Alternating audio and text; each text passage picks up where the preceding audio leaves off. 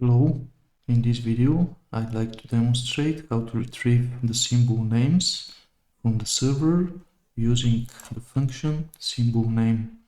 In this script, first I'd like to retrieve information about the total number of symbols available on the server. Next, I'd like to create a loop that goes from index 0 up to index 19, and if this is if I is less than total symbols, which means that if 19, which is the maximum number, is less than the total symbols, we've seen in the previous video that the total symbols are more than 2000 in my case, I'd like to print the symbol name, and this loop takes care of this.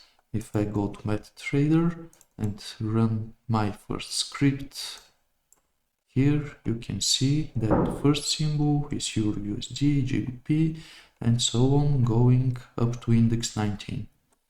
Thanks for watching and see you in the next video.